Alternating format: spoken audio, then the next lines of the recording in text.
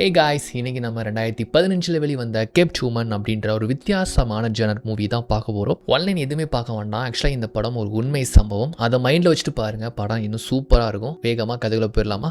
இந்த மூடி முதல் காட்சிலேயே ஒரு அழகான காதல் ஜோடியை தான் காட்டுறாங்க. இவங்க ரெண்டு பேர் தான் நம்ம படத்தோட ஹீரோ அண்ட் ஹீரோயின். ஹீரோ பேரு ஏவன், ஹீரோயின் பேரு ஜெசிகா. ரெண்டு பேருமே ரிலேஷன்ஷிப்ல இருக்கிறாங்க. இன்னும் சீக்கிரமா கல்யாணம் பண்ணிக்க போறாங்க. தனியா வீடெல்லாம் பார்த்து ஒன்னா தான் இருக்கிறாங்க போல. ஏதோ ஒரு கான்செப்டை பார்த்து முடிச்சுட்டு ஜாலியா பேசிட்டு வராங்க. வந்து பார்த்தா வீட்டு கதவு உடைக்கப்பட்டிருக்கு. எவனோ ஒருத்தன் உள்ள திருடன் வந்து கைவரிசை காமிச்சிருக்கிறான் போல. ஆனா அவன் இன்னுமே வீட்டை விட்டு வெளியே போகல.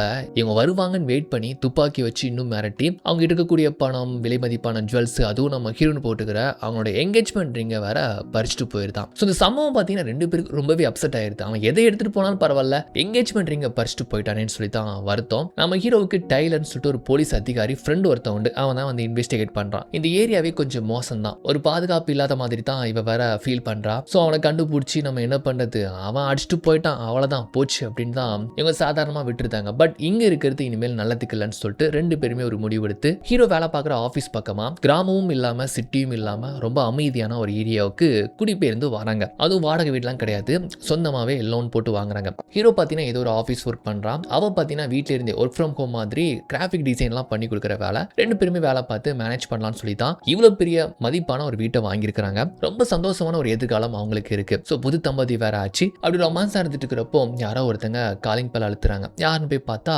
பக்கத்து வீட்டுக்காரன். அவன் பேர் சைமனா. அவன் பார்க்கறதுக்கு பார்த்தீங்கன்னா 1950s 60s எல்லாம் போட்டுக்கிற உடை மாதிரி தான் போட்டுக்கிறான்.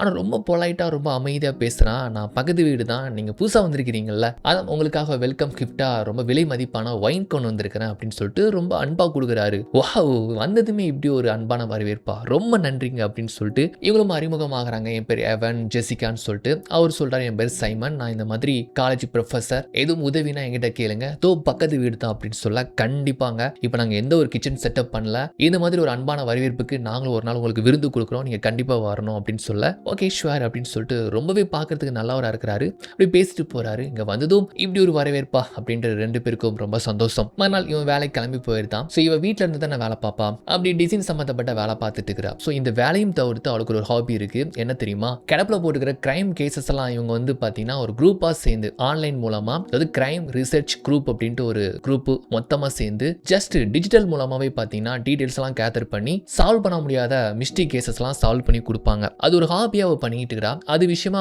ஆஸ்கர்னு சொல்லிட்டு ஒருத்தன் கால் பண்றான். ஸோ இவங்க ஒரு கேஸை பத்தி டிஸ்கஸ் பண்ணி பேசிட்டு இருக்காங்க. டைம் போனதே தெரியல. ஈவினிங் ஆயிடுத்து. நம்ம ஹீரோ வேலையை முடிச்சு வந்துட்டான். அவனுக்காக சாப்பாடு எதுவுமே ரெடி பண்ணல. சரி, நீ சாப்பாடு ரெடி பண்ணல, உன் வேலையை முடிச்சிட்டியா அப்படின்னு கேட்கிறப்போ, இல்லப்பா ஆஸ்கர் கால் பண்ணா, நாங்க ஒரு கேஸ் விஷயமா பேசணும் அப்படின்னு சொல்ல.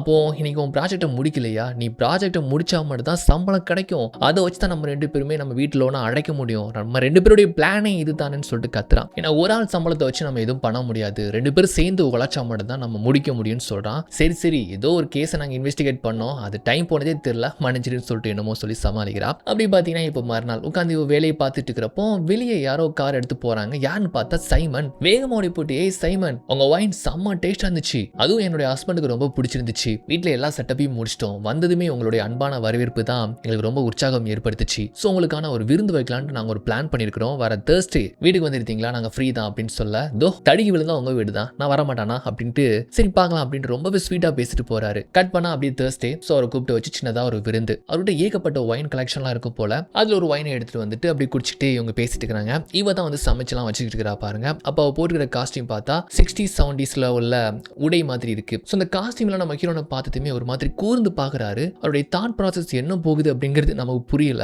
அப்புறம் நார்மலா பேசிட்டு இருக்காங்க. ஸோ இவன் சொல்றான், என் மனைவி ஒரு ஸ்வீட் பை ஒன்று பண்ணுவாங்க, அவ சமைச்சா போது இந்த தெருவே மணமணக்கும், அந்த அளவுக்கு ஒரு கைப்பக்கம் இருக்கு, ஒரு நாள் கண்டிப்பா சமைச்சு தர சொல்றேன் அப்படின்னு சொல்றாப்ல. ஆமா, நீங்க மட்டும் தான் இருக்கிறீங்களா அப்படின்னு கேட்டா, ஆமா நான் மட்டும் தாங்க, ஒரு பொண்ணு நானும் லிவிங்ல இருந்தோம், பட் அந்த பொண்ணு ஏமாத்திட்டு போயிட்டா, அப்புறம் வந்து அப்படி தனிமையில வாழ்க்கை போகுது, அப்ப நீங்களே தான் சமைச்சு சாப்பிடுறீங்களான்னு கேட்டா, இல்லைங்க எனக்கு சமையல் பத்தி எந்த ஒரு நாலேஜும் கிடையாது, ஏன்னா என் ஃபேமிலியே வந்து ஒரு ட்ரெடிஷனல் ஃபேமிலி, அப்பா தான் குடும்ப தலைவர், அம்மா வந்து கிச்சன் ராஜ்யம், ஸோ ஆம்பளை பசங்க கிச்சன் பக்கம் போகக்கூடாதுன்ட்டு சில கட்டுப்பாடுகள்லாம் உண்டு. ஸோ இந்த மாதிரி ஓல்டு ஃபேஷன் ஃபேமிலியிலேருந்து வந்ததுனால எனக்கு கிச்சன் பத்தி தெரியாது அப்படின்னு சொல்றான். இதுல என்னங்க இருக்கு, தெரிஞ்சிட்டா போச்சு அப்படின்னு சொல்லிட்டு ஜாலியா பேசுறாங்க. அது போக நம்ம ஹீரோன் பண்ணக்கூடிய வேலை, அவங்க கிராஃபிக் டிசைன் பண்றது, அப்புறம் அந்த கிரைம் சம்பந்தப்பட்ட ஒரு ஹாபி, அவங்க வேலை பார்க்கறது, இது போக அவங்களுக்கு ரைட்டர் ஆகணுங்கிற ஒரு ஆசை இருக்கான். ஏதாச்சும் ஒரு ஸ்டோரி கிடைச்சதுன்னா கண்டிப்பா எழுதுறதா சொல்றாங்க போல. அது போக அவரும் அவருடைய காலேஜ் கிடைச்ச அனுபவங்கள், அவர் கூட பார்த்தீங்கன்னா மென்ஸ் கோர்ஸ்னு சொல்லிட்டு ஒரு கோர்ஸ் வந்து எடுத்துட்டு இருக்கிறாராம். கொஞ்சம் வித்தியாசமான ஒரு கோர்ஸா இருக்கு அப்படின்ட்டு இந்த மாதிரி நிறைய விஷயங்கள் பேசிக்கிறாங்க. விருந்து முடிஞ்சு சைமன் வீட்டுக்கு போயிருந்தாரு.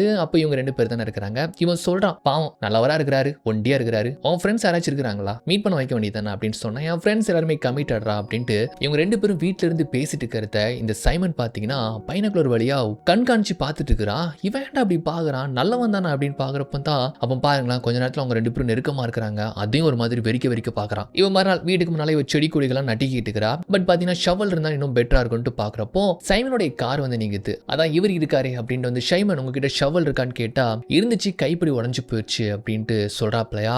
அப்போ அவர் கார் டிக்கில பார்த்தா நிறைய காய்கறிகள் கிராசரி ஐட்டம்லாம் இருக்கு. என்னடா இது சமைக்க தெரியாது வெளியே தான் சாப்பிடும்னு சொன்னாப்ல. அப்ப இதெல்லாம் எதுக்குன்னு சொல்லிட்டு ஒரு சந்தேகம் வருது. உங்க வீட்டுல எதுவும் ஃபங்க்ஷனா, ஏன் இவ்வளவு காய்கறிகள் இவ்வளவு கிராசரி ஐட்டம்ஸ் கேட்டா அவன் கை கொஞ்சம் பதட்டம் ஆகுது. அதையும் நோட் பண்ணிருந்தா. சோ அவன் சொல்றான், நான் ஷாப்பிங் பண்றதை பெருசா விரும்ப மாட்டேன், அதனால மொத்தமா வாங்கிட்டு வந்துடும் அப்படின்னு சொல்லி சமாளிக்கிறான். அவனோட மறு வார்த்தை பேசல. ஒரு சந்தேகமாவே இதை பத்தி தன்னுடைய கணவர் கிட்ட சொல்றான். அன்னைக்கு சமைக்க தெரியாதுன்னு சொன்னாரு, ஆனா 5-6 பேர் சேர்ந்து சாப்பிடுற மாதிரி காய்கறி ஐட்டம்லாம் வாங்கிட்டு போறாரு. அதுவும் நான் கேட்டுதான் அவருடைய கை கொஞ்சம் நடுங்கி போச்சு. ஆரம்பத்துல இருந்து இவர் கொஞ்சம் வியர்டாவே இருக்கிறாரு, எனக்கு என்னமோ சந்தேகமா இருக்குன்னு சொல்றாப்ல. நீ என்ன சொல்ல வர? இல்ல நானும் பாக்குறேன், அப்பப்போ கார் எடுத்துட்டு போறாரு, என்னமோ வாங்கிட்டு வராரு, என்னமோ ஒரு வீட்டுக்குள்ள பண்றாருன்னு மட்டும் எனக்கு ஃபீல் ஆகுதுன்னு சொல்றா. நான் பைத்தியமா, நீ நேத்து வரைக்கும் நல்லவரு, ரொம்ப அன்பா பேசுறாருன்னு சொல்லிட்டு இருந்த, இப்ப இப்படி அவர் மேல சந்தேகப்படுற. அதான் இந்த கிரைம் இன்வெஸ்டிகேஷனுக்குள்ள போகாதன்னு சொல்றது. அது அவருடைய பர்சனல் விஷயம், நம்மள தலையிடக்கூடாது. யாருக்குமே தெரியாம ஒரு பொண்ணை வீட்டுக்கு கூப்பிட்டு வந்து சமைச்சு சாப்பிட்டு சந்தோஷமா இருந்திருக்கலாம். இது போய் நம்ம அவர்கிட்ட கேட்க முடியுமா? முதல்ல உன்னோட வேலை என்ன, அந்த ப்ராஜெக்டை முடிச்சிட்டியான்னு சொல்லிட்டு கொஞ்சம் கோவப்பட்டே கேட்கிறான். ஏன்னா நம்ம 2 பேரும் சேர்ந்து தான் இந்த வீட்டை லோனுக்கு எடுத்தோம், நான் மட்டும் தான் உழைச்சிட்டு இருக்கிறேன் அப்படின்னு சொல்லிட்டு இந்த மணி பிரச்சனை பார்த்தீங்கன்னா அவங்க 2 பேருக்கு இடையில அப்பப்போ வந்து போகுது. கொஞ்சம் இப்போ பிளாஸ்ட் ஆயிருது. அதிகமாகவே எடுத்து பேசியிருந்தாங்க. ஓவர் டோஸ் ஆக இது வாக்குவாதம் போக அந்த சமயத்தில் காலிங் பல அழுத்துறாங்க. யாருன்னு பார்த்தா சைமன் தான். ஸோ காலையில் வந்து ஷவல் கேட்டால அதை நான் சரி பண்ணியிருக்கிறேம்மா அப்படின்னு சொல்லிட்டு ரொம்ப அன்பா பேசிட்டு கொடுத்துட்டு போறாரு. இவரை போய் நீ சந்தேகப்பட அப்படின்ட்டு அந்த சைமனுக்காக பேசிட்டு இன்னுமே கோவப்பட்டு போயிருந்தான். இந்த கோபத்துடைய விளைவு பார்த்தீங்கன்னா காலையில் இவகிட்ட மூஞ்சி கொடுத்து பேசாம சீக்கிரமா எஞ்சி வேலைக்கு போயிட்டான் போல. அதை பார்க்குறா. சரி அப்படின்ட்டு இவளும் பார்த்தீங்கன்னா வீட்டு வேலைகள்லாம் முடிச்சுட்டு சைமன் கிட்ட இந்த ஷவலை கொடுக்கறதுக்காக வந்தா. வீடு பூட்டி இருக்கு. காலிங் பெல் அழுத்தி பார்க்குறா. அவனை சத்தம் போட்டு கூப்பிட்டு பார்க்குறா. எந்த ஒரு மூமெண்ட்டுமே இல்லை. அப்போ பார்த்தீங்கன்னா சுற்றி முற்றி பார்த்துட்டு வீட்டுல என்னதான் நடக்குது அப்படின்ட்டு கொஞ்சம் எட்டி பார்க்குறா.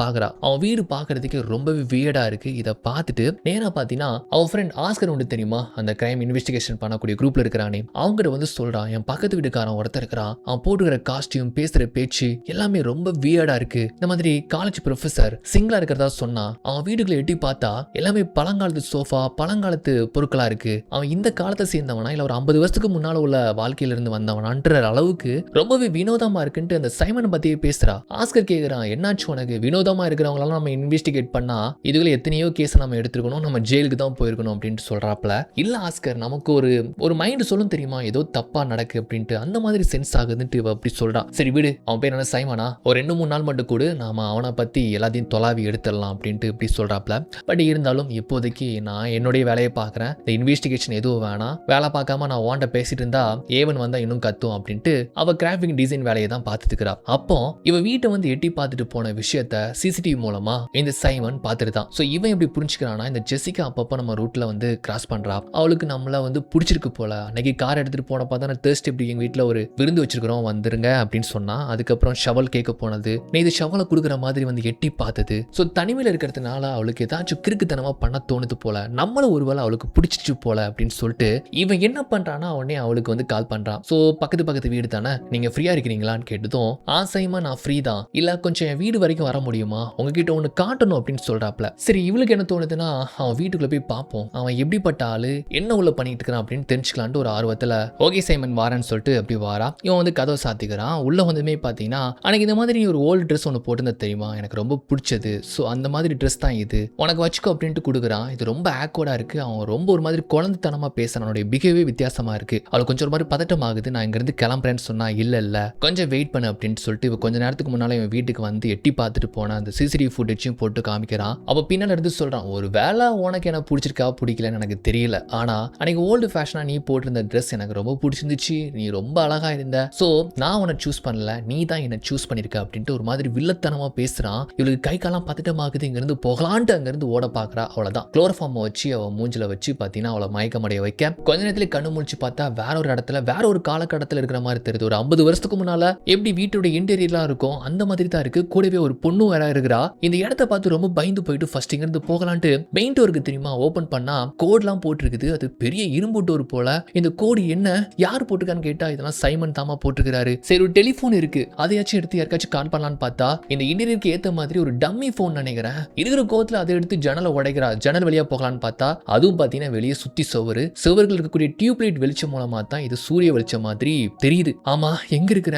என்ன இடம்னு கேட்டதான் சொல்லுது இந்த பொண்ணு. ஆக்சுவலா நம்ம இருக்கிறது பேஸ்மெண்ட்மா, இங்க இருந்து தப்பிக்கிறது கஷ்டம், உன்னால எதுவுமே பண்ண முடியாதுன்னு சொல்றப்போ இவ கத்துறா கதறா. நீ என்னதான் கத்துனாலும் வெளியே ஒரு பிட்டு சவுண்டு கூட கேட்காது, வீணா உன்னோட எனர்ஜி தான் வேஸ்ட் ஆகும் அப்படின்னு இந்த பொண்ணு சொல்லுது. இந்த பொண்ணு யாரு, இவ எப்படி இங்க இருக்கிறான்ட்டு ஒண்ணுமே புரியல. அதே சமயம் சைமன் என்ன பண்றானா இவங்க வீட்டுல திருட்டு தினமா போயிட்டு ஹீரோனுடைய திங்ஸ் எல்லாம் பேக் பண்ணியும் அண்ட் அவங்களுடைய ஒன்னா இருக்கக்கூடிய போட்டோஸ் எல்லாம் உடைச்சு போட்டு நேற்று நடந்த சண்டையெல்லாம் கோவப்பட்டு இவ கோச்சிக்கிட்டு போன மாதிரி ஒரு செட்டப் பண்ணிக்கிட்டு இருக்கிறான். அந்த சமயத்துல நம்ம ஏவனும் வந்துட்டான். நேற்று நடந்த சண்டையை மறந்துட்டு ஜெசிகான்னு சொல்லிட்டு ரொம்ப பாசமா அவ பேரை சொல்லி கூப்பிட்டு வாரான். ஒருவேளை நம்மளை கண்டுபிடிச்சா இவனை போட்டு தள்ளிடணும் அப்படின்னு இவன் கண்ணோட வெயிட் பண்றான். நல்ல வழியா அவன் மேல போயிருந்தானா அந்த கேப்ல இவன் வீட்டை விட்டு வெளியே வந்துருந்தான். அப்படி இவருடைய திங்ஸ் எல்லாம் பேக் பண்ணிட்டு பேஸ்மெண்ட்டுக்குள்ள வரான். இவ கூண்டுல மாட்டின எலி மாதிரி எங்கேயாச்சும் ஒரு வழி கிடைச்சா தப்பிச்சிடலாமான்னு பாக்குறா. இவன் டோர் திறந்து உள்ள வந்ததும் அப்பா டோர் திறந்துட்டான் ஓடிலான்னு சொல்லிட்டு அங்கிருந்து மேல வந்தா மேல பாத்தீங்கன்னா அதே மாதிரி ஒரு ஹெவி டோர் எல்லாமே பாத்தீங்கன்னா கோடு மூலமா தான் அவன் லாக் பண்ணி வச்சிருக்கான். என்னதான் கத்துனாலும் கதறினாலும் ஒரு பிட்டு சவுண்டு கூட வெளியே கேட்காத அளவுக்கு தான் பயங்கர திக்கான ஒரு தடிமனான டோர் போல. சோ இந்த மாதிரி பேஸ்மெண்ட் அவன் வீட்டில் இருக்கிறதே கண்டே பிடிக்காத அளவுக்கு தான் இருக்குது போல.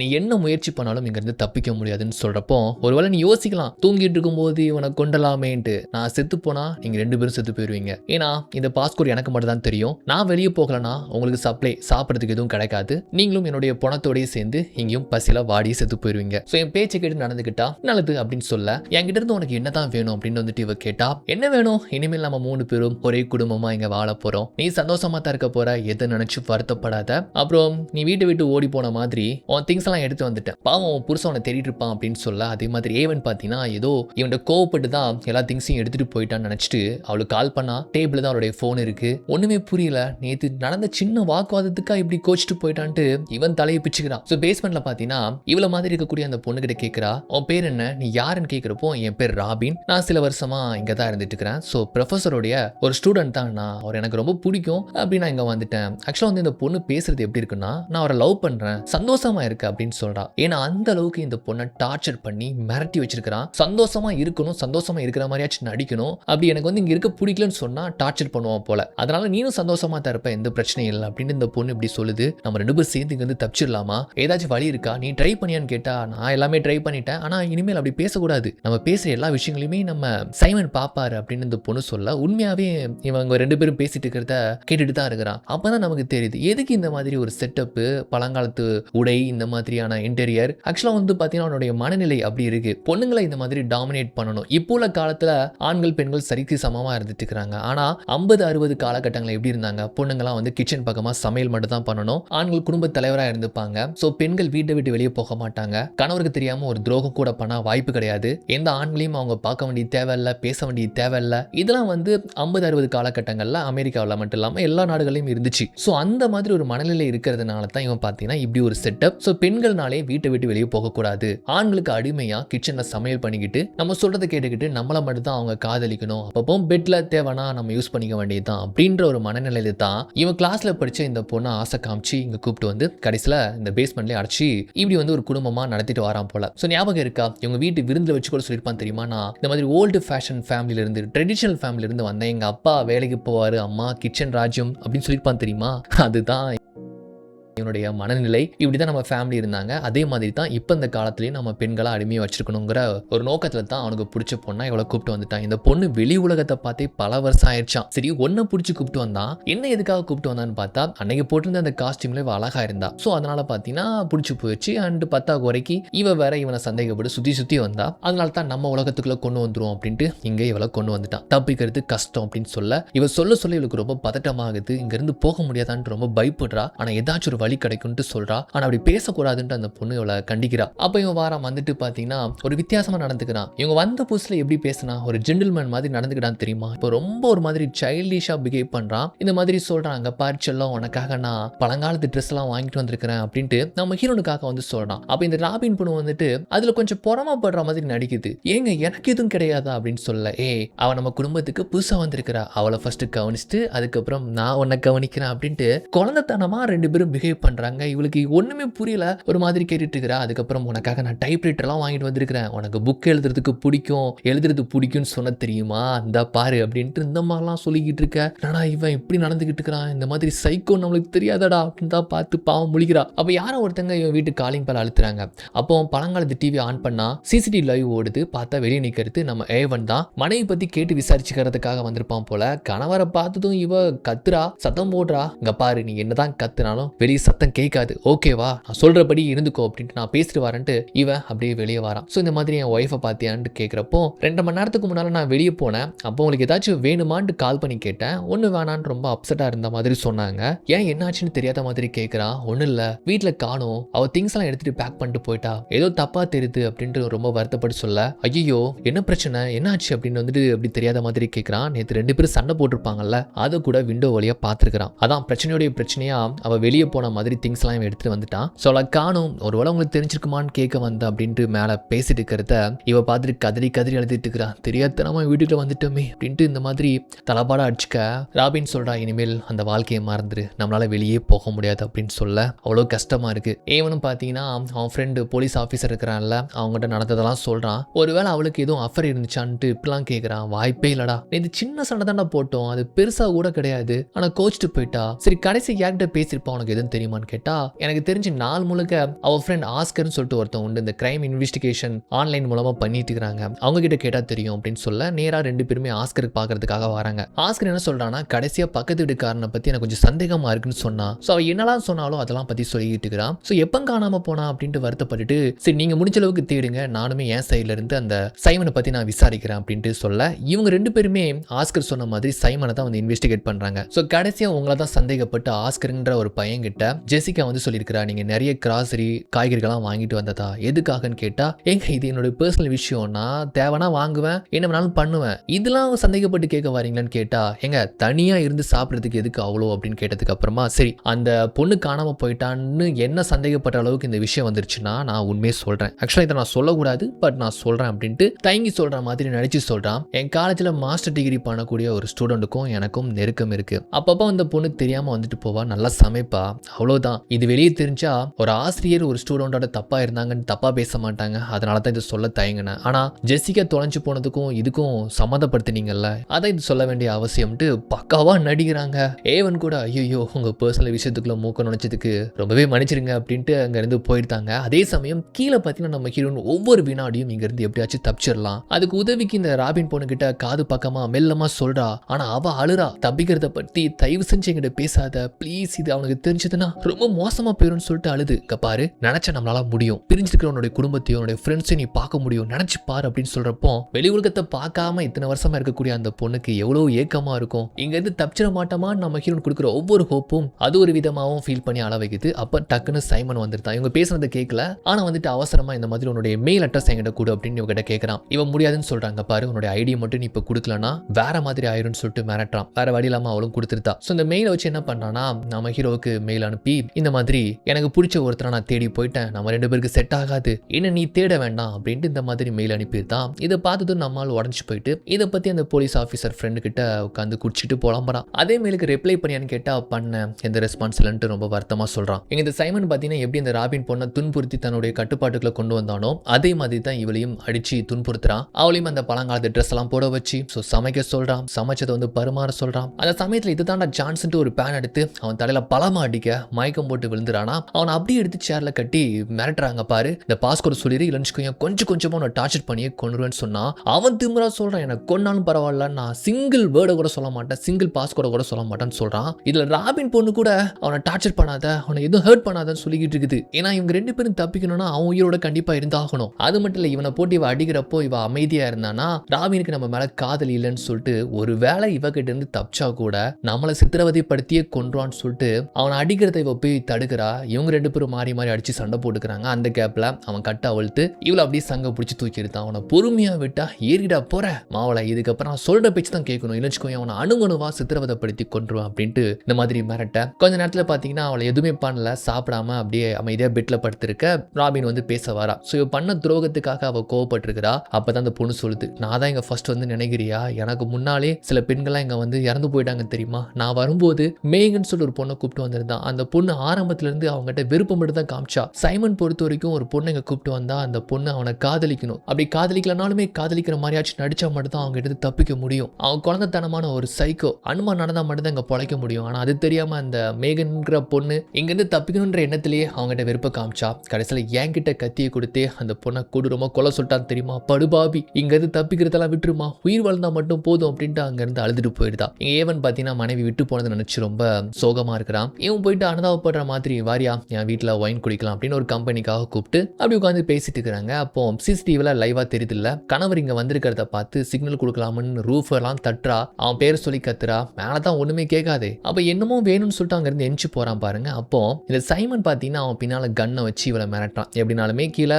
பார்த்துட்டு இருப்பா, அதனால அப்படி மிரட்டுறான். பார்த்தல என் பேச்சை கேட்கலன்னா அவன் புருஷனை கொன்றான்ற மாதிரி மிரட்டுறான். அப்புறம் அவனை அனுப்பிட்டு பேஸ்மெண்ட்ல கீழே வந்துட்டு இவட பக்கத்துல நெருக்கமா வரான். ஸோ இது வரைக்கும் நான் ஒன்ன மிரட்டினேன், நீ பேச்சை கேட்கல, இப்போ உன் புருஷனை வச்சு மிரட்டுறேன், இப்போ பெட்ரூமுக்குள்ள நீ வரலன்னு வச்சுக்கோயேன், உன் புருஷனை போய் நான் கண்ணை வச்சு போட்டு தள்ளிடுவேன் அப்படின்னு மிரட்ட. வேற வழி இல்லாம பெட்ரூமுக்குள்ள அவனோட போறா. இப்படியே பாத்தீங்கன்னா கிட்டத்தட்ட 6 வாரம் கடந்து போயிருது. மனைவி வரல, சோ நம்மளை விட்டுட்டு வேற வாழ்க்கையை தேடி அவ போயிட்டா. நம்ம ஒரு வாழ்க்கையை பார்க்கலாம்னு சொல்லிட்டு இவனும் பாத்தீங்கன்னா இந்த வீட்டை வித்துட்டு இந்த ஏரியாவை காலி பண்ணலாம்னு முடிவெடுத்துறான் போல. அந்த மாதிரி போர்ட்லாம் வச்சுட்டு இருக்கிறாப்ல. அப்ப அப்படின்னு நடிச்சிட்டு வாரான். ஏனேவன் என்னாச்சு, வீடு விற்க போறீங்களா, ஐயோ பாவமே கடவுளே உங்களுக்கு அந்த நிலைமை அப்படின்ட்டு பக்காவா நடிக்கிறான். பேஸ்மெண்ட்ல பார்த்தா கொஞ்சம் கொஞ்சமா சைமனுடைய உலகத்தை நம்ம ஹீரோன் ஏத்துக்க ஆரம்பிச்சிட்டாங்க. ஒரு கணவர் 2 மனைவி இருந்தா எப்படி அவனை பொறுப்பா பார்த்துப்பாங்க, சமைச்சு கொடுப்பாங்கன்ற மாதிரி இவங்க 2 பேரும் அவனுக்கு பார்த்து சமையல் பண்ணிட்டு இருக்கிறாங்க. இதுல ராபின் பாத்தீங்கன்னா நம்ம ஹீரோன் மேல பொறாமப்பட ஆரம்பிக்கிறா. ஏன்னா இவளை விட அவன் மேலதான் அதிகமா சைமன் அன்பு காட்டுறானா. அந்த பொறாமையில அந்த மாதிரி இங்க பாரு, எனக்கு அப்புறம் தான் நீ வந்த, சோ சைமன் கிட்ட எனக்கு தான் முழு உரிமை இருக்கு,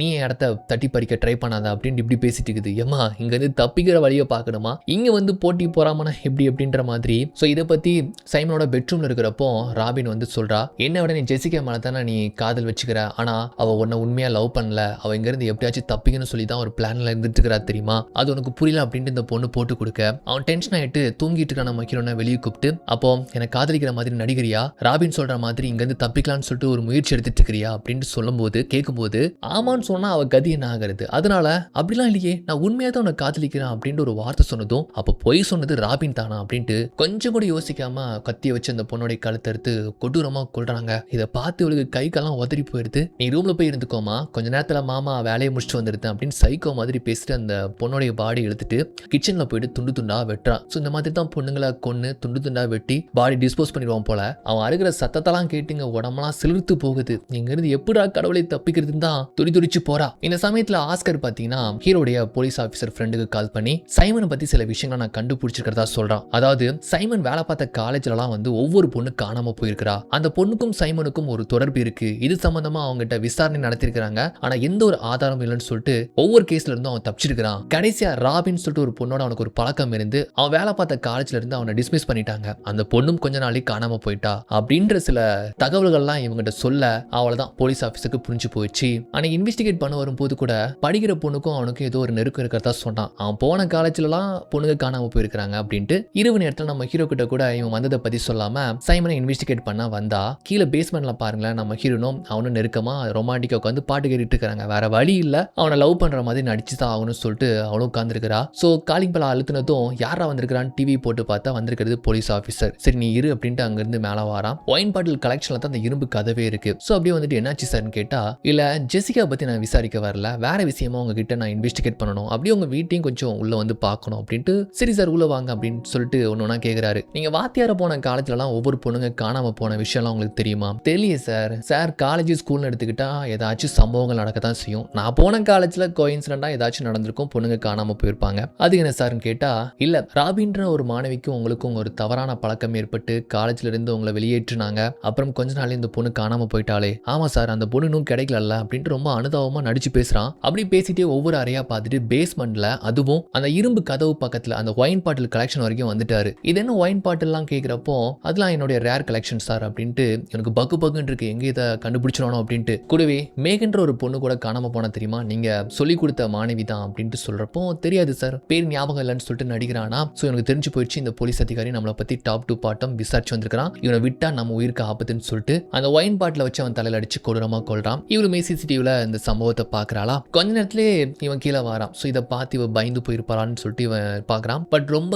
காமா இருக்கிறா. ஸோ ஒரு மாதிரி அப்செட் ஆகி வந்திருக்கிறான்ல, அவனை வந்து ஆறுதல் படுத்துறா, அப்படியே மேனிபுலேட் பண்றா. ஸோ எனக்காக தானே இதெல்லாம் பண்றேன், ஏவன் கூட எனக்காக இப்பெல்லாம் பண்ண மாட்டான் தெரியுமா. ஆரம்பத்தில் இங்க இருக்கிறது எனக்கு சுத்தமா பிடிக்கல, ஆனா கொஞ்சம் கொஞ்சமா உன்னை நான் காதலிக்க ஆரம்பிச்சிட்டேன், இங்க இருந்து உன்னை விட்டு போகிறது எனக்கு மனசே இல்லை தெரியுமா, இந்த இடம் தான் எனக்கு ரொம்ப பிடிச்சிருக்கு அப்படின்ற மாதிரி பேச இவனால நம்பவே முடியல. உண்மைதான் சொல்றியா ஜெசிகா? ஆமா, எனக்காக இது பண்றப்போ நான் எதுக்கு உன்னை காதலிக்க கூடாது அப்படின்னு பேச இவனுமே முழுசா நம்பிருந்தான். ஆனா இருந்தாலும் சின்ன ஒரு டவுட் இருக்கு, அதனால சின்ன ஒரு டெஸ்ட் பண்ணலாம்னு சொல்லிட்டு என்ன பண்றானா, உனக்கு ஒரு சர்ப்ரைஸ், இன்னைக்கு நான் உன்னை மேல கூப்பிட்டு போக போறேன், ரொம்ப நாளைக்கு அப்புறம் நீ வெளி உலகத்தை பார்க்க போற அப்படின்ட்டு அந்த லாக்கர்லாம் ஓபன் பண்ணி மேல உள்ள லாக்கரையும் ஓபன் பண்ணி அவன் வீட்டு ஹாலுக்கே கூப்பிட்டு வந்திருந்தான். கடந்த 2 மாசமா அவளால இந்த லாக்கரை தாண்டி வெளியே வர முடியல, லாக்கரை தாண்டி மேலே வந்தாச்சு. இப்போ இவனை அடிச்சு போட்டு இங்க வந்து தப்பிச்சு கூட போக முடியும். ஆனா இங்க தான் ட்விஸ்ட், தப்பிச்சு போறாளா, எப்படி ரியாக்ட் பண்றா அப்படின்னு பின்னாலே கன்னு வச்சிருக்கான். சோ நம்ம தப்பிச்சு போக முயற்சி பண்ணா இவன் நம்மளை கொன்றுவான்னு சொல்லிட்டு அவளால புரிஞ்சுக்க முடியுது. அப்படியே ரொம்ப கூலா ஹேண்டில் பண்ண அவன் பாக்குற, என்னடா எந்த ரியாக்ட் பண்ணவே இல்லை, அப்போ உண்மையாவே நம்மளை லவ் பண்றாளா அப்படின்னு சொல்லிட்டு இனிமே இவளை முழுசா நம்பியிருந்தாங்க. அதுக்கப்புறம் ஜஸ்ட் விண்டோ வழியா அவங்க வீட்டை பாரு அப்படின்னு சொல்ல, வீட்டுல பாத்தீங்கன்னா சோல்டன் போர்டு இருக்கு. அப்ப ஏவன் நம்ம அவனை விட்டு போயிட்டு நினைச்சிட்டு இந்த வீடை வித்துட்டு வெளியூருக்கே போறானா அப்படின்ட்டு நினைச்சு வருத்தப்படுறா. ஆனா வெளி காமிச்சுக்கல. அப்போ ஏவன் வீட்டை காலி பண்ணிட்டானான்னு கேட்டா அவன் இன்னும் போகல, என்ன அவன் மேல அக்கறன்னு டவுட்டா கேட்கிறான். ஏச்சி, எனக்காக எல்லாமே பண்ற உன்னை விட எனக்கு ஏவன் எதுக்கு முக்கியம், நான் ஒரு ரைட்டர் ஆகும்னு நினைச்சு ஆசைப்பட்டேன், ஆனா ஏவன் அதை பண்ண விடாம என்னை வேலை பார்க்க சொன்னான். என்னுடைய ஹாபியே கிரைம் பத்தி இன்வெஸ்டிகேட் பண்றது, அதையும் பண்ணக்கூடாதுன்னு என்ன தடுத்தான். வீட்டு லோனு அதை அடைக்கணும்னு எப்பவுமே என்ன டார்ச்சர் பண்ணான். ஆனா நீ பாரு, எனக்காக ஒரு டைப்ரைட்டர் வாங்கி கொடுத்த, நான் பிடிச்சது கேட்டதெல்லாம் எனக்காக பண்ற. இப்படிப்பட்ட ஒரு காதலன் இருக்கிறப்போ எனக்கு ஏவன் மாதிரி ஆள்லாம் எதுக்கு அப்படின்ட்டு இன்னுமே இப்படி அவனை நம்புற மாதிரி சொல்ல, ஜெசிகா என்னை மன்னிச்சிரு, நீ என்னை விட்டு இங்க இருந்து ஓடிடுன்னு நினைச்சு பயந்தன் தெரியுமா, ஆனா நீ என் மேல இவ்வளவு காதல் வச்சிருக்கேன்னு சொல்லிட்டு இப்பதான் என்னால புரிஞ்சுக்க முடியுது. உனக்காக வேணாம், அவனை இப்பவே கூப்பிட்டு அவனுக்காக நான் ஒரு ஒயின் விருந்து கொடுக்குறேன், எனக்கு காலையில அவன் கிளம்பி போயிடுவான் அப்படின்னு சொல்ல, ஓகே அப்படின்னு சொல்லிட்டு இவ பாத்தீங்கன்னா அவன் கார்னர்ல வந்து கிஸ் பண்றான். அப்புறமா அவளை பேஸ்மெண்ட்ல அடைச்சிட்டு இவனோட உட்காந்து குடிச்சிட்டு இருக்கிறப்போ தான் இந்த மாதிரி அவன் போலீஸ் ஆஃபீஸர் ஃப்ரெண்ட் இறந்து போனால அதை பத்திலாம் கேட்கிறான். ஆக்சுவலா அவனுடைய பாடியை பிரிட்ஜுக்கு கீழே ஏதோ ஒரு பாலத்துக்கு கீழே போட்டு போயிட்டான்னு நினைக்கிறேன், அதை பத்தி இன்வெஸ்டிகேட் பண்ணிட்டு இருக்காங்கன்னு சொல்லி பேசிட்டு இருக்காங்க. சரி ஓகே, உங்க வாழ்க்கையை நல்லபடியா பாத்துக்கோங்க, இதை நினைச்சு வருத்தப்படாதீங்கன்னு சொல்லிட்டு அங்கிருந்து கிளம்புறப்போ அவன் காலர்ல பாத்தீங்கன்னா ஹீரோன் கிஸ் பண்ண லிப்ஸ்டிக் இருக்கு. இது ஒரு யூனிக்கான லிப்ஸ்டிக் போல, அது நம்ம ஹீரோன் தான் யூஸ் பண்ணுவாங்க. ஆனா ஜெசிகா யூஸ் பண்ண லிப்ஸ்டிக் இவன் காலர்ல இருக்கு அப்படின்னு டவுட்டா பாக்குறான். அவளுமே பிளான் பண்ணி இந்த லிப்ஸ்டிக் தான் வேணும்னு சொல்லிட்டு சைமன் கிட்ட கேட்டிருப்பா. ஸோ எப்படினாலுமே இவன் ஒயின் பார்ட்டின்னு ஒன்று கொடுப்பான், நம்ம காலர்ல கிஸ் பண்ணா ஏவன் பார்க்கறதுக்கு வாய்ப்பு இருக்குன்னு சொல்லி தான் பிளான் பண்ணி இந்த மாதிரி அவன் காலர்லாம் புத்தகம் கொடுத்துருக்கா. ஸோ எனக்கு தெரிஞ்சு போயிடுச்சு, நம்ம ஜெசிகாவை இவன் வீட்டில் தான் அடைச்சி வச்சிருக்கான் போலன்னு தெரிஞ்சு போயிடுச்சு. நைட்லாம் தூக்கம் இல்லாம சைமனோட வீட்டையே நோட்டம் போட்டுட்டு இருக்கிறான். 10 குறைக்கு ஆஸ்கர் வேற கால் பண்ணி ஒரு விஷயத்தை சொல்றான். உங்க ஃப்ரெண்ட் கடைசியா சைமனை தான் இன்வெஸ்டிகேட் பண்ண போறதா சொன்னாரு, உங்ககிட்ட சொல்லாம தான் அன்னைக்கு இரவு அங்க போனாரு, அது வரைக்கும் எனக்கு தெரியும், அதுக்கப்புறம் என்னாச்சுன்னே தெரியல அப்படின்னு சொல்ல, ஸோ எல்லா சந்தேகமுமே இந்த சைமன் மேல தான் வருது. அப்ப வீட்டுக்குள்ள தான் நம்ம ஜெசிகாவை அடைச்சு வச்சிருப்பான்னு சொல்லிட்டு இவன் அவன் வீட்டு பக்கமா வர, அதே சமயம் இங்க நம்ம ஹீரோன் பார்த்தீங்கன்னா அவ ஸ்பெஷலாக பண்ணக்கூடிய அந்த ஸ்வீட் பையை வந்து இவனுக்காக சமைச்சு குக் பண்ணி கொடுக்குறா. ஆக்சுவலாக ஒவ்வொரு நாளும் என்ன சமைக்கணுங்கிறத இவன் தான் சொல்லுவான். ஆனால் இன்னைக்கு மட்டும் நான் இதை சமைக்கிறேன்னு இவ கேட்டே வந்து சமைச்சிருப்பா. இதோடைய வாசனை வந்து பார்த்தீங்கன்னா இந்த தெருவுல இருந்து அடுத்த தெரு வரைக்கும் வீசும். அன்பா பரிமாறி கொடுக்குற மாதிரி எடுத்து கொடுக்க அவனும் நல்ல கையால் எடுத்து சாப்பிட்றான். அவன் கையில சாஸ்லாம் ஒட்டிக்குதா. அப்ப யாரும் ஒருத்தங்க வீட்டுக்குள்ள அத்துமீறி வந்த மாதிரி தெரியுது. டிவி போட்டு பார்த்தா நம்ம ஹீரோ தான். இவ பேரை சொல்லிக்கிட்டு ஒவ்வொரு அறையா தேடி பார்த்துட்டு இருக்கிறான். 10வது உரைக்கு இவ சமைக்கிற அந்த ஸ்வீட் பையோடைய வாசனை அடிக்க அப்ப ஜெசிகா இங்க தான் இருக்கான்னு சொல்லிட்டு அவன் புரிஞ்சுக்கிறானா. ஓகோ இதுக்கு தான் இதை சமைக்கலாமான்னு என்ற கேட்டியாடி. அவனை வரவழைக்கிறது தான் பிளானா. இதோ வாரா அவனை கொண்டுட்டு அதுக்கப்புறம் அவனை வந்து கவனிக்கிறேன்ட்டு சாஸ் கையிலே பார்த்தீங்கன்னா அந்த கோடெல்லாம் போட்டுட்டு டோரை திறந்துட்டு போயிருந்தான். அவன் போன அடுத்த செகண்டே இந்த சாஸ் அந்த நம்பர்ல ஒட்டிருக்கும்ல அதை வந்து போட்டு பார்க்கறான். ஆனா எந்த வரிசையில போட்டான்னு தெரியல. ட்ரை பண்ணி பார்க்கறான். மேல வந்து நம்ம ஹீரோவையும் அட்டாக் பண்றான். மாத்தி அவனுங்க அடிச்சுக்கிறானுங்க. இவன் இங்க ஒரு பக்கம் நம்பரை போட்டு ட்ரை பண்றா. ஒரு கடத்துல ஒரு டூல வச்சு நம்ம ஹீரோவை அடிச்சு அவன் மட்டையாக்க அடுத்த ஒரு அடி ஓங்குற டைம்ல எப்படியோ அந்த சாஸ் ஒட்டிருந்ததுனால அந்த பின்னை கண்டுபிடிச்சி டோரை திறந்து வெளியே வந்து தன்னுடைய கணவரை அவங்க இருந்து காப்பாத்துறா. இப்ப இவ்வளவு போட்டு அடிக்கிறான், துன்புறுத்துறானா. ஆனா நல்ல வேலையா ஒரு ஸ்ப்ரே ஒண்ணு அவ கையில மாட்டுது. அதை வச்சு அவன் கண்ணில் அடிக்க அப்புறம் ஒரு ஃபயர் எக்ஸ்டிங்விஷரை வச்சு அவனை அடிச்சு கீழே புரட்டி போட்டு அதை வச்சு அவன் மண்டையை புழக்கிறான்னு இருக்கிற ஆத்திரத்துல அடிக்க போறான். இவன் வந்து தடுக்கிறான். வேண்டாம் அவனை கொல்லாத அப்படின்னு சொல்றாப்ல. சோ கட் பண்ணா இப்போ ஒரு வருஷம் கழிச்சு இந்த சம்பவத்தை ஒரு கெட்ட கணவன் நினைச்சு இந்த கணவன் மனைவி அது எல்லாத்தையுமே மறந்து கல்யாணம் பண்ணிக்கிட்டு நிம்மதியான ஒரு வாழ்க்கையை வாழ்ந்துட்டு இருக்காங்க. அதோடு மட்டும் இல்லாம நம்ம ஹீரோன் ஆசைப்பட்ட மாதிரி அவ சொந்தமா ஒரு கதை எழுதி ஒரு புக்கு கூட வெளியிட்டு இருக்கிறா. அது நல்லாவே சேல் ஆகிட்டு இருக்கு. இப்போ இந்த புத்தகத்தை நான் ஒருத்தங்க கிட்ட காட்ட போறேன் அப்படின்னு சொல்றா. சரி பத்திரமா போயிட்டு வா, நானும் அப்படி வேலைக்கு போறேன்ட்டு அங்க இருந்து கணவர் விட்டுட்டு போறாரு. இவன் நேரா எங்க வரானா அந்த சைக்கோ சைமனை பாக்குறதுக்காக ஜெயிலுக்கு தான் வரா. ஜெயில் அடைக்கப்பட்டிருக்கனால சோ இவனுக்கு வந்து ஆக்சுவலா மரண தண்டனை தான் கொடுத்திருப்பாங்க. ஆனா இவ தான் கோர்ட்லயே பாத்தீங்கன்னா இவனுக்கு மரண தண்டனை கொடுக்க கூடாது, நாங்க கஷ்டப்பட்ட மாதிரி இறந்து போனுங்க கஷ்டப்பட்ட மாதிரி இவனை 4 செவத்துக்களை அடிச்சு ஒரு பிரிசன் வாழ்க்கையை தான் கொடுக்கணும், வாழ்க்கை ஃபுல்லாவே அப்படித்தான் வாழ்க்கையா வாழணும் அப்படின்னு சொல்லி தான் இவ சொல்லியிருப்பா. சோ நீதிபதியும் இவனுடைய கோரிக்கையை ஏத்து இவனுக்கு மரண தண்டனைக்கு பதிலா 1000 வருஷம் ஆயுள் தண்டனையா கொடுத்திருப்பாங்க. எதுக்காக இப்போ உன்னை பார்க்க வந்தேன்னா உன்னுடைய கதையை வச்சு நான் ஒரு புத்தகமா எழுதிருக்கிறேன், அது நல்லா சேல் ஆகிட்டு இருக்கு, அதை உங்களை சொல்லிட்டு போகிறதுக்காக தான் வந்தேன் அப்படின்ட்டு கேப் டு உமன் அவங்க எழுதின புத்தகத்தையும் கொடுத்துட்டு அங்கிருந்து போயிருப்பா. சோ உண்மையான சம்பவத்தை தழுவி தான் இந்த படத்தை சினிமாவுக்கு ஏற்ற மாதிரி மாத்தி எடுத்திருப்பாங்க. உண்மையான சம்பவத்தை பண்ண சைக்கோ யாருன்னா அவன் பேர் ஏரியல் கேஸ்ட்ரோ. அவன் வந்து ஸ்கூல் பஸ் டிரைவர். 2002 2003 2004 சொல்லிட்டு தொடர்ச்சியா ஒவ்வொரு வருஷமா 3 பொண்ணுங்க அதுவும் ஸ்கூல் பொண்ணுங்களை கடத்தி இந்த மாதிரி பேஸ்மெண்ட்ல ஒரு சிறை வாழ்க்கையை கொடுத்திருக்கான். 2013 தான் 9 வருஷத்துக்கு அப்புறமா தான் ஆமாண்டா அப்படின்ற ஒரு பொண்ணு பாத்தீங்கன்னா இதை தெரிஞ்சுக்கிட்டு